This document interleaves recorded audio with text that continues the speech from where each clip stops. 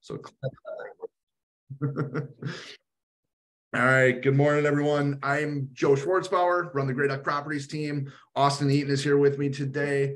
We're trying to get some people together, do a bit of a mastermind group, talk about what's working for us. Really a crowdsourcing opportunity. This is supposed to be very much a community where we are sharing what is working and what isn't working. And just as a little introduction, a lot of you probably know Joe. Joe has had his Grey Duck Sandbox going for a while. He was gracious enough to bring me in on that and rename it One North Collaborative. We are excited to be able to talk with people about what's going on in Minnesota. Joe and I are involved with some national masterminds, and yes, there's some great tactics and all that, but it's nice to dig down locally and figure out what's going on a local level, because real estate is local. It really is different here than it is in Las Vegas or Phoenix or wherever. So tactics here might be different. Market intel here might be different. I also am with Real Broker and run a small team out of the South Metro, and would love to get to know more people from around other portions of the Metro and collaborate with you. Yeah, we want to be very clear that this is not a recruiting. We're not trying to sell anything. We're not trying to push anything. This is just who we're with, and there's some value in who we're with, but we're not here to recruit. Don't ever think that that type of thing is going to happen. So one thing that we really wanted to kind of jump on and talk about, we thought was a good first topic, was really just messaging that is working for us in today's market. There's a lot that has changed over the past 6 months. I mean, it used to be we were in a market where the type of messaging you were doing really didn't matter. It was really basically fish were jumping into your boat, and you had to stop people from making irrational decisions on homes and bidding way, way over list. And that quickly came to a halt when interest rates went up. And it has never been more important to talk properly to people, use the right wording, use the right language, and make sure that the right messaging is in front of them. Me and Austin, we chat a lot about this type of thing, and it's important. I mean, one of the biggest things, I've got a real estate coach. I think that's a really important thing. I think everybody should have a real estate coach. And one thing that they have really ingrained into me is the person that is asking the questions is the person that guides the conversation. And I think it's really powerful, and you almost don't understand how powerful it is until you really, really start to utilize that. Does anyone have any good experience with that, with just asking questions? And, we have 2 ears, 1 mouth, that whole thing, and how much you can guide a conversation with the questions that you're asking? I'm finding that there's a lot of misinformation out there right now. And so people are hearing the headlines, they are hearing from their uncle, they're hearing from somebody who lost their shirt in 2008, 2009, and are fearful and don't want other people to make the same mistake. So the misinformation out there is something we need to get through. And one thing that I've found is asking people what they're hearing when we start talking about real estate makes a big difference. And we get the question all the time, how's the market? Well, we could spout for a while on how's the market, and we've conditioned ourselves to do so. But I think the most important thing is to understand where the person you're talking with is and why they're asking the question. There's the old script of, it depends. Are you an investor? Are you a seller? Are you planning to rent or buy? Whatever it is, that's a bit of a canned thing. I prefer to say, well, what are you hearing? Back up for a little bit. They might be hearing that it's still a great time to sell. You don't need to tell them that then. They might be hearing that the world's coming to a close and they're going to have an opportunity to buy properties at pennies on the dollar in August. We can address all those things. So what are you hearing is the best way for me to start those conversations. I really love that. That's actually one you have not shared with me, and I'm writing that down. That's really good. Because it is, everybody has a different perception of the market. Everybody, their Uncle Gary is telling them one thing, the national news is telling them another, and like what they believe is very important to understand before you dive into that topic. We really feel that tell me more and all the different tell me more phrases are really great. When you can get somebody speaking and everybody wants to talk about themselves, essentially. So if you let people do that and guide the conversation in an appropriate way, it can be very, very powerful. And, you don't want to tell me more about somebody that is fearful of the market or scared that it's going to crash and that type of thing, because you don't want to dwell on the negative. You want to move past that, move on, and find the positivity, or really find their pain points in their current home to bring them back to that and why they really do want to make a move in the first place. Austin, you have done really, really well in your business. You relocated here from, out of state and came here and hit the ground running. That's something that I've always been impressed with. And I think that the messaging that you use, your voice that you use on social media has been a powerful impact in that. Yeah.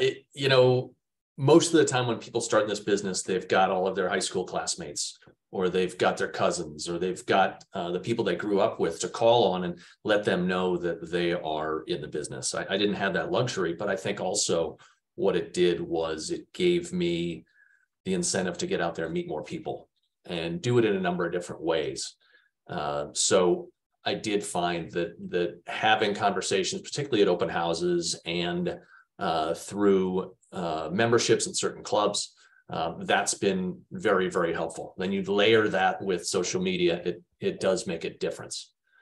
I had the option to buy leads early on, and I decided that wasn't really my MO. A, because I didn't have the money to do it, and B, I felt like I didn't have the systems in place to follow those leads. Luckily, my wife has a terrific job, and she was able to give us some runway to be able to build my business while not having to make a paycheck or get a commission check every month. So I was really fortunate in that. That's amazing. One thing that was shared with me just recently, president of our company, Schwartzbauer, he's a pretty smart guy. He gave the quote, "Has anyone taken the time to sit down with you and walk you through what it takes to buy a house in today's market?" And I think that phrase right there is wildly powerful, in the sense that if they are working with somebody or tentatively working with somebody, no buyer rep signed or anything like that, it instills in them that that's something that should be done. And it is a next step in what they should be doing in the process of buying a home, that it's important that this is what we do next. And if nobody sat down to do that with you, where are you at in the market? You don't know what's really going on and how to purchase a house in today's market. So I really, really love that phrase. Has anyone taken the time to sit down with you to walk you through what it takes to buy a house in today's market? We always use house rather than home. People buy a house, they don't buy a home. And little phrasings like that, I think, go a really long ways as well. It's something that we changed up in our marketing a few years back. Typically, we talk about a home when we're talking to a seller. We talk about a house when we're talking with a buyer. Little changes in words can go a real, real long ways. Who's doing buyer consults? Few people. It's good. They're one thing that, early in my career, I never did. And I was always, I guess, a little bit hesitant to do them. I never understood the power and the impact that a buyer consultation can really have for you, and how much trust a buyer consult can build, and how much more knowledgeable that buyer is, and how much easier the process of buying a home is going to be with that buyer when they have the knowledge of every step in the process along the way, and they're educated. Part of my pitch essentially to every buyer that comes along is, the next step in the process is for us to sit down, talk about the market, get you educated on what's going on, get your wants, your needs, your criteria. And from there, me and my team can go out and find the proper home for you. That right there as well, it's one of these things where you're positioning it as this is the next step in the process. We've recently started offering any buyer that's willing to sit down with us and do that a 1-year home warranty that we would purchase for them at closing. I'm okay paying that extra $500 for that 1-year home warranty. I love that idea. Well, it's that buyer is going to be far easier for me to work with because they're educated. They now trust me more and they understand what's going on in the process. So we should have a far better experience. And honestly, it's going to take me less time to find them the home that they want. Therefore, I'm just leveraging my time. $500 is well worth it, in my opinion. Mm-hmm. Do you find that buyers are resistant to having a consultation before starting to work together? I don't know. Versus fear. I guess I wouldn't say that they're resistant. I think there's just a lot of buyers that don't see the value in it because they don't understand that that's the next step that should take. Again, it's about leveraging your time. A buyer that is willing to sit down with you is going to be a much more ready, willing, and able buyer than somebody that's not. And focusing on the people that are, your A-type clients is wildly important. If you're spending, one of the great phrases is if you're trying to turn your shit into gold, all of your gold is going to turn to shit. So it's focus on the people that make sense to work with, to move forward with, because we can spend all day trying to, convert those D-type buyers that really aren't looking to purchase and are just curious and are just kind of looking, but you're going to be wasting your time with them when you could be having closings with people that are ready, willing, and able to sit down with you. Deborah, have you had some pushback in terms of buyer consultations? No, never. Okay. I guess I've always, I always tell them that's what we're doing. And that's Good. What we do. So Good. I think it's important to put it in your process, whether it's after your first showing or at a time before you really get into it in earnest. Sometimes people are going to call you and they're going to want to go see a property. If you don't show them the property, you're not doing what they want, but you need to also steer them in the right direction, because if you don't do something like a consultation, you're just a door opener and you don't actually know what they want, and you can't serve them properly. Yeah, that goes back to before we were even recording. What we were talking about is OJIL. It's a paid a referral lead type service. With that service, the properties that are shown on their website are often already sold. And it's an outdated website, essentially. Something that has worked really, really well for me is when I take that call, it starts off with the fact that, hey, you're interested in 123 Banana Street. Did you want to set up a time to take a look at that, or did you have any questions? Oh, I wanted to set up a time to take a look at that. Great. When is good for you? Thursday at 6:00. Wonderful. I'll reach out to the sellers, get that set up, and be back in touch with you. What about that property had you interested enough to reach out in the first place? And then start the conversation with them. You've checked the box now that property will be set up, and because that was the point of their call, is they wanted to get into that home. So now you've checked the box that they want to see that property. We can move forward on why that property. I rarely ever will pull up a home when it is a direct lead calling in interest in something. I'm always too busy on the phone, not in front of my computer, whatever it may be.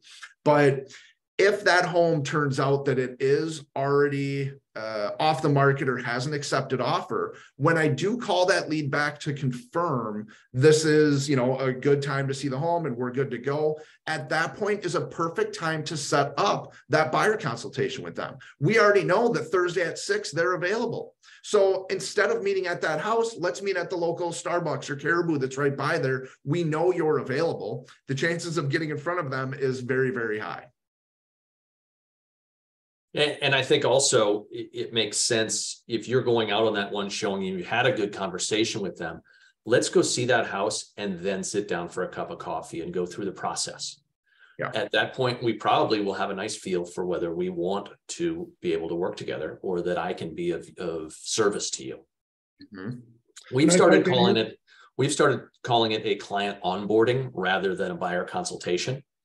And it has a bit of a feel of, this is special. We've decided we're going to onboard you. And it's a process that I explain when we sit down as, you may already know a whole bunch of this stuff, but I don't want to miss anything.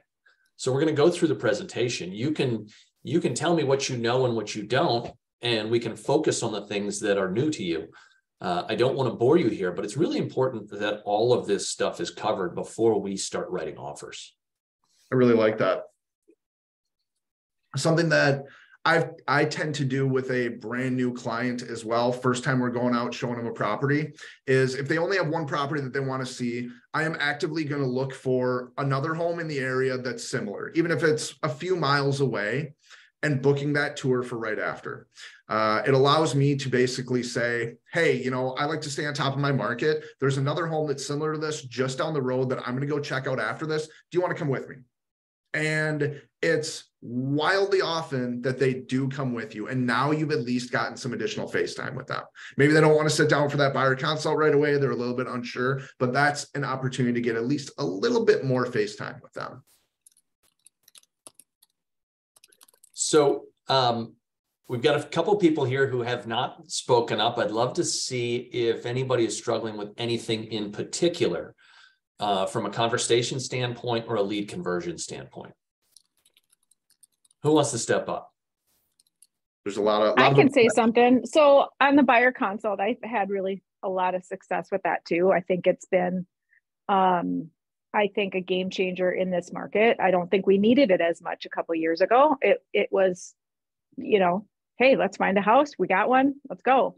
But now it's a little bit more hand-holding, a little bit more explaining about the market, discussing how things are going. And I think it's really actually needed for every buyer I've met with. It is kind of, I just speak to it kind of like Deborah said, it's a requirement.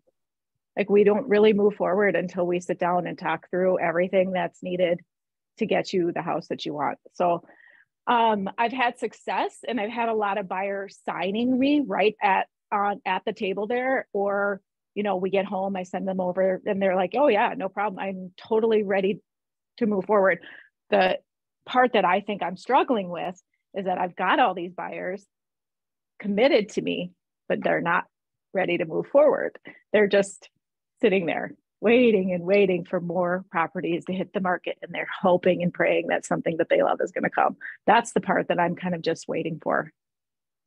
Yeah, that's a big struggle in the market right now. I mean, it's just we're at such low inventory that it's really difficult to find the home that people want. And, we can't magically make listings appear. I think it's really, really important to understand the criteria, obviously, which is something that you do get during that buyer consult. I think it's really important to understand their pain as well, because I have found that when you can bring a buyer back to their pain of what the current issue is, of why they want to make a move in the first place, it can instill a bit more urgency with them. I mean, it's such a fine line. We don't want to be salesy. We don't want to push somebody. You don't want to have sales breath, but it is important to understand their why for moving. Becca, you had something. Yes. Can you guys hear me? I've got headphones in, so I just want to make sure. Okay, yep. Cool. So a recent objection that I got was with all of the layoffs that are happening right now, people are going to be losing their homes and a lot of people are going to be going into foreclosure. What would be a good response to this for people waiting for that possible situation to happen? Oof, that's a tough one. I mean, I'm bullish on the market. I'm wildly bullish on the market. Our inventory nationwide is now below 1 million homes. And it's a crisis, essentially. We have a housing crisis. There is not enough homes out there available, essentially, for the people that do want to buy them. Yes, we are seeing a slowdown. We did see a slowdown in activity, but there is the first week of January, we saw a 28% uptick in mortgage applications. That's not a small number. That's not 5%. That's not 10%. That's a huge number of buyers that are looking to get back into the market. Over the past 7 months, as interest rates went up, so many buyers got out of the market. And that pent-up demand that's there, I think, is going to come back and continue to keep a stabilization essentially within the market. For me, I try to talk a lot about data and understanding what's going on. I watch a lot of webinars. I read a lot of articles. The more the knowledge broker aspect of everything, the more that you know, the more that you can spout stats, I think is a wildly important thing. Knowing what the median sale price is right now, knowing, number of days on market, the absorption rate, all of this type of thing. I think it's really, really important to understand that. And there's uncertainty, without a doubt. There's uncertainty in today's market. There's uncertainty in today's world. We don't know what is going to happen tomorrow. Buying a home needs to be a decision that is right for you. And we're never going to push you into buying a home until it's right. And I try and empower them as well. So I think that's really important too.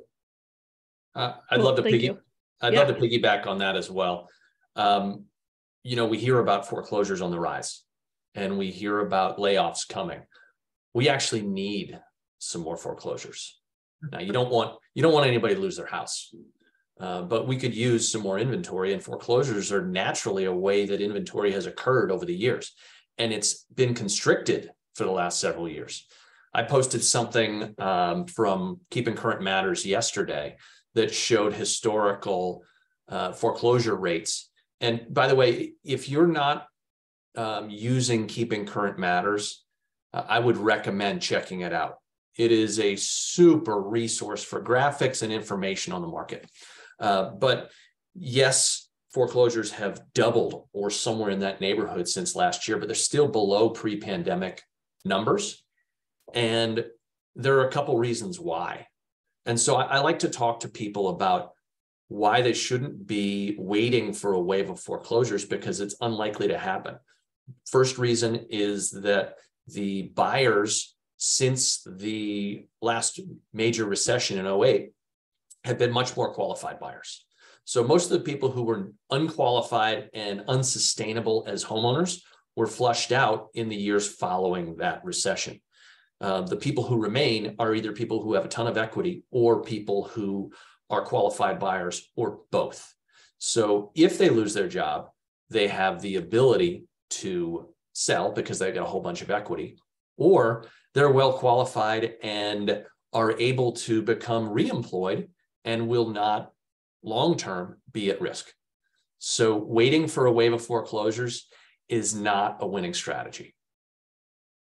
Yeah, I agree. I mean, it's, yes, there are definitely some people that bought a home in the past 2 years that overpaid for those homes. And if they lose their job, they could very well be underwater. Mm-hmm. But that's a small number of people compared to the people that bought their home 3 years ago and more. And with what home prices have done over the past 2 years, there's very few people out there that are, underwater and in a bad equity position right now. So even those that may not be able to make their house payments, they are still in a position where they could probably sell their home, at least break even, and probably walk away with some money in their hands. Yeah, I think it's a common concern. The other one is, we're waiting for the market to crash. Yeah. Other than Joe, does anybody else have a good response to someone who is saying, hey, you know what? I'm just waiting for the market to crash?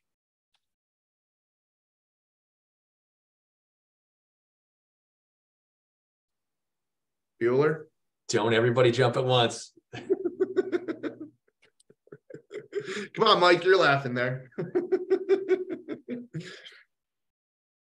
I mean, everybody's getting that objection. You know, it's definitely something that if you're in the real estate industry, you're getting that objection. It's something that we're hearing a lot of and have definitely heard a lot of over the past 6-7 months. It's something that, you know, we should all have a response teed up for that and understand, you know, how to respond to that. The best way I've found to do that is, again, to ask a question. And it would be, where are you getting your information? That's interesting. And see where they are getting that information.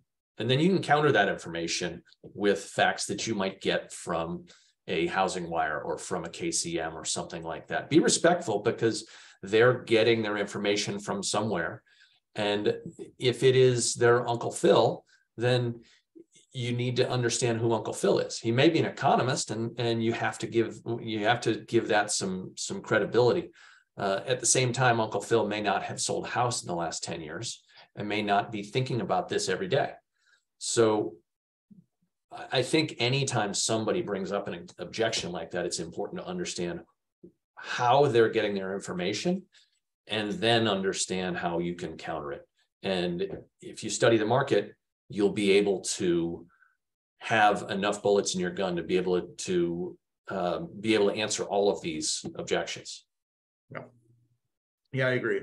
I mean, like you say, the asking a question, wildly important. Knowing where they're coming from. No, I mean, personally, no, the market's not going to crash. I'm wildly bullish on it. I think that we've got a good run in front of us. And simply, like, you know, Austin was talking about before, low inventory is something that will just keep our housing market stable, just due to the fact that there's always people that need to move. Our population is growing. The millennial buyers are, you know, more educated, better paid than any other previous generation. And they're starting to form more and more families. And they alone will probably keep stabilization in our housing market. Baby boomers are hanging on way too long to their houses right now. We need to get them to sell, though. Yeah. One of the things that I liked, you said the keeping current matters. I pulled up the video of the deep dive. One of the factoids in there, it said that despite everything that happened last year, 11,000 homes still sold every day, which broke down to, like, in the math in the video, like 8 homes a minute. So they kind of made this quirky little example, like, well, it took me the time it took me to explain this to you, 8 homes just sold, when they're talking about the market being frozen and everything. I love that. Yeah. I promise this isn't sponsored by Keeping Current Matters. You should all get on there, though. I think it's a weekly deep dive that they do. It's actually on YouTube as well. So it's released to the members of Keeping Current Matters like the day of, and then it gets out to everybody else like 3 days later, but you can always watch it on YouTube. I highly recommend it. It's a really, really great source. David Childress just is able to break down the data into digestible pieces that are very easy then for you to convey to your buyers in your market. I don't know about you guys, but occasionally as the market was changing last year, I had times of doubt. Like, oh my God, are we going to crash?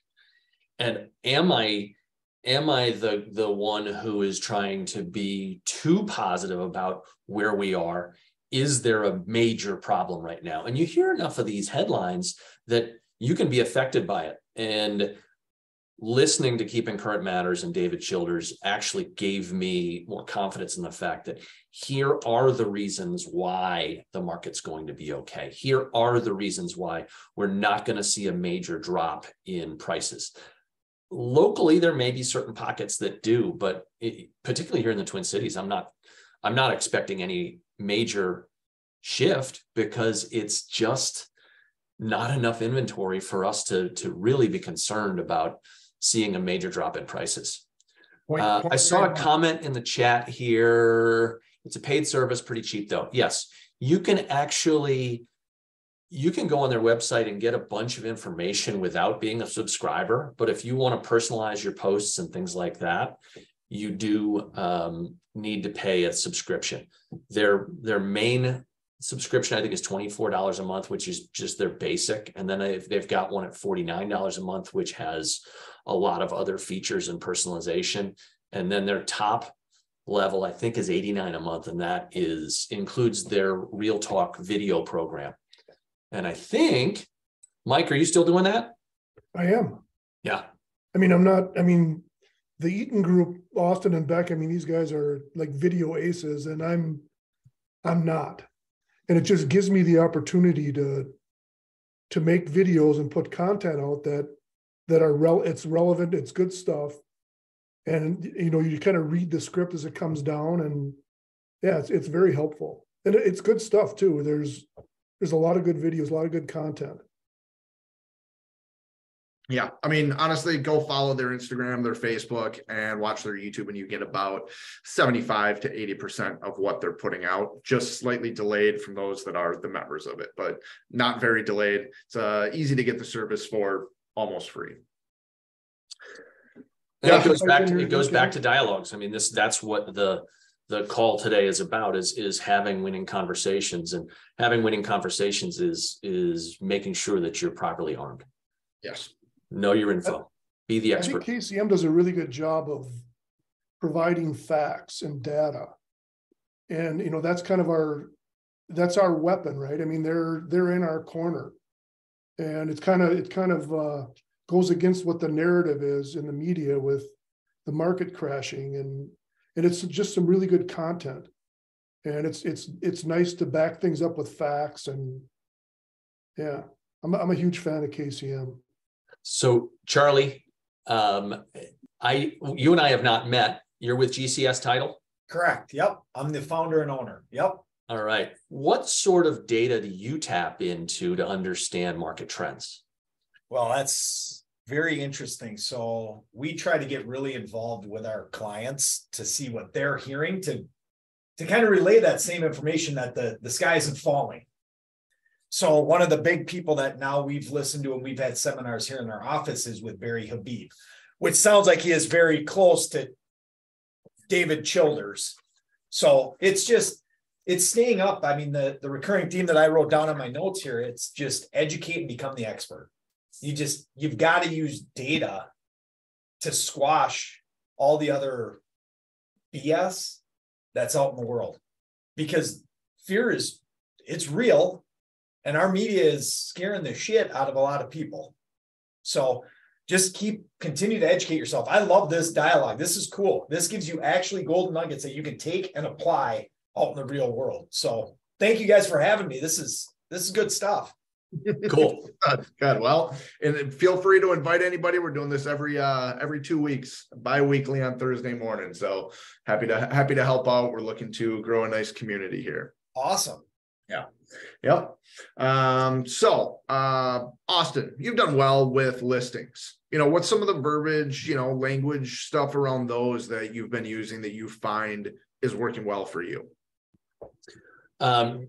Uncovering listings or talking to people who have already raised their hand? Maybe either. Whatever you got in your tool belt, I guess. Okay. First of all, it's really important, and I've heard this from, we talked about Sharon Srivatsa earlier. He mentioned in one of our calls a few months ago that selling is operational, buying is aspirational. And there's nothing exciting about selling your house unless, of course, you get done with it and you get a big chunk of money. What are you going to do with that? That's great. The process is terrible. It can be a pain in the ass. It can be high stress. It can be a lot of work. So I focus on not really talking about the process. I got to understand where they're going. What is it that's making them make the move so that we can lean into that? And when things get sticky or crappy or, slow down to a grinding halt, we can go back and look at what it is that they're looking to do. Because if we keep sight of that, then we're not going to lose traction, or at least we shouldn't lose traction. So you want to understand what their why is, where they're going. And if for some reason, I mean, it could be that they're planning to move when their kids graduate from high school. Well, I've had plenty of conversations with people. They say, you know, my kid's in his junior year, and we will sell after that. Make sure that you follow up with them along the way. Don't just call them in May of next year and say, okay, you ready? Figure out how to bring them value in that time. Understand what their pain points are. It's too much house. They don't like the neighborhood. They want to be closer to the lake. They just want to move to their cabin. Whatever it is, understand what it is that makes them want to make the move, so that you continue to lean in on that. Because it's really easy for someone to say, yeah, Billy moved out. He's off at college. We're just going to stay put. If you don't understand what's making them want to move at that time, what are their dreams, what are their pain points, you're probably going to have a hard time converting that lead. So have those meaningful conversations early. Charlie? I just found the raise the hand button here. Question for you all. This might be a dumb question. I'm not in your guys' world, but here's what I heard today. Sitting on the sidelines, we're short inventory. They're not moving. How do you guys create more sellers? Because I look at this once again, I'm aggressive on this, and my mind just thinks differently. It's like, if there's a shortage, that means I've got to work harder to create more sellers out there because I need more houses. They're just not going to create themselves. So how do you guys go about using, your verbiage to create that? Or do you guys farm areas, or how does that work? Because if I had a plethora full of buyers, I would be active, just me. I would be actively searching and knocking on doors to be like, hey, are you interested in selling your house? And I would try to have those conversations. Does that make sense? I wouldn't wait for an MLS listing to pop up. Or am I just really off the wall? Like, no, this is an awesome question, Charlie. Joe, you want to lead off on this? Sorry, my son was calling me multiple times in a row, so I didn't totally catch the whole question. Okay, then I'll lead off. Okay. So we're trying to identify sellers. There aren't enough listings. So how are we going to identify sellers? There are a couple of different ways. We are starting a campaign now where we're trying to find the most likely to list demographically. So we are looking throughout one city first. So we're looking at Lakeville right now, and we're looking at everybody who's been in their homes for longer than 8 years. People who have more than $400,000 equity in their home, people who make an income of less than $150,000. And we're narrowing this down so that we can say, these are the people who are more than likely next to list. And then we're starting a campaign with mailers and with phone calls and emails to follow that. That's a wide way to do it. It's similar to geographic farming. We're calling it demographic farming. And then another way that you might do it would be to focus on a neighborhood. If you've got a buyer, Charlie, if you've got a buyer who is looking to be in a specific neighborhood or a specific school district or whatever it is, you can focus on mailing to that area. Tom Ferry has got something called a yikes letter, which is, you could say, yikes, my client has really focused on your neighborhood, would love to live there. They've got a family who wants to be in this school in the next 4 months. So you're actually dictating a timeline on it, and has been unable to find something. Maybe they lost out in multiple offers on another house in the neighborhood. Maybe they are just getting started, but there's nothing to see. So this answers a question for Charlie. Almost every time we send out a yikes letter, and we tend to do it to 100 or 200 houses, we get people raising their hands. Sometimes they're not selling right away, but they want to know more about the situation, and you start a conversation with them. I guess that was kind of my question, was how many agents are truly doing that? Because I mean, you guys saw the numbers and the data, how many fell out here over the last, 60, 90 days. Because like I said, the competition just doesn't want, your competition doesn't want to work. They don't want to grind. We've all had a pretty easy time the last couple of years. So I like that. I didn't know you guys did that or had those capabilities of doing that. And I would say just doing those little things, Austin, are going to put you above what anyone else is doing, because I've got a lot of meetings with agents and loan officers. They are not doing that. Yeah, there's a lot that can be done. I mean, I would really echo exactly what Austin said there. I mean, it's just our local MLSs provide a lot of data. There's a system called Remine that for the most part is completely free. You can go in there and it will give you essentially like a sell score of where they think that person is at in their homeownership, process, basically. It's pulling public information that they are able to scrape, such as, did recently one of the phone numbers that was registered for that house make a move? Was there recently a change of address done at that house? Well, that could mean that there is an empty nester situation, and maybe they would be looking to downsize. So it's pulling in all this different data and accruing it. Is it the best data? Is it 100% accurate? We don't really know exactly, but it can give you a little bit more of a path on who to reach out to, because like I say, you can have a very, very broad net. If you're marketing to everybody, you're marketing to nobody. And it's important to make sure that the marketing is going to the right people. One, just to save you money, to save you time, and just you want to be talking to the people that are possibly interested in making a move. There's a lot of different services out there that are dialers, essentially. There's Vulcan 7, there's RedX, there's Mojo, there's all these different ones that you can literally put in a home address and do circle prospecting. You can put in, 123 Main Street, and it's going to pop up the 100 homes around there that have sold, if you, whatever criteria you put in, at least 3 years in the past, and it's going to give you phone numbers for them. You can sit and call every single one of those people. Hey, my buyer wants to be in your neighborhood. I promised them that I would reach out to every single person that I can to see if you know of anybody in the neighborhood that's looking to sell their home in the next 6 months. No, all right, have you thought about selling your home in the next 6 months? And then that can also lead to just an overall conversation, maybe sending them a market update, evaluation on their home so they know where they're at. And it's also building your pipeline along the way. I mean, ultimately, first goal is to find the buyer a home. Second goal is to build your pipeline for the future. And picking up that phone, making those phone calls, making that a part of your daily tasks will guarantee that you will be a busy agent into the future.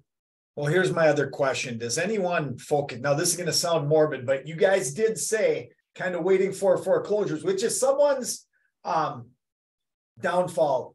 Yeah. You guys focus on like I look at it and I go, if there's a change of circumstance in that house, they're probably going to move. So you go graduation, you go divorce, you go death, just kind of that low hanging fruit.